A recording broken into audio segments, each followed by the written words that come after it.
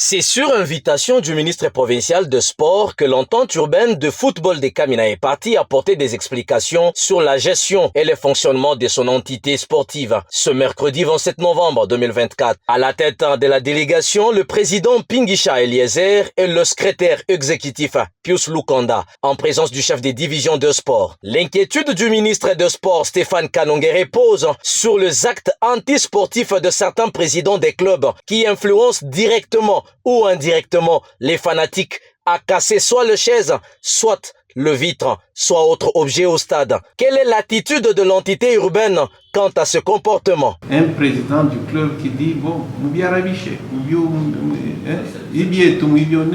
a gagné, il y a l'État, mais là, ça ne va pas. Et par après, on vient nous dire que, bon, voilà, ils ne font rien. Les sièges sont cassés au stade.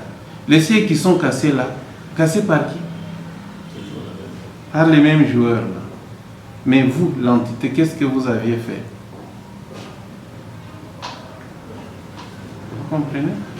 Et nous sommes en train de nous battre pour voir de quelle manière nous allons faire. Son Excellence, Monsieur le Gouverneur, il se bat pour doter à cette jeunesse, à cette population des ouvrages dignes de son nom.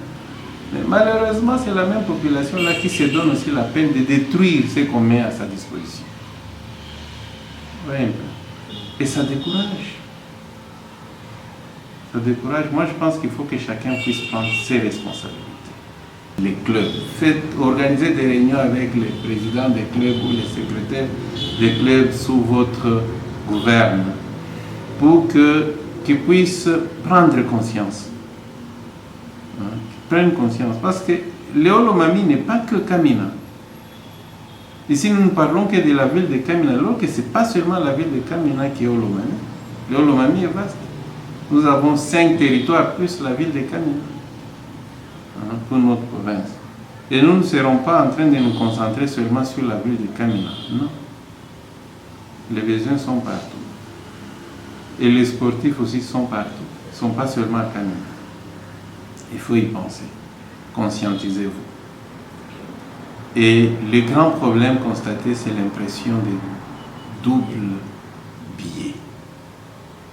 Il y a le dédoublement des carnets. Et on avait attrapé la fois passée certains participants au match qui avaient des billets qui n'ont pas été enregistrés, qui n'ont pas été estampillés. Eh bien, ce sont des billets qui venaient d'autres carnets illicites. Mais, après les avoir arrêtés, c'est vous-même qui êtes intervenu pour qu'on les libère. Alors que ça pouvait nous permettre de connaître la source. Mais vous êtes intervenu.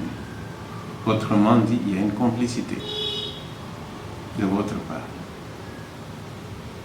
C'est ce qu'on a pu constater.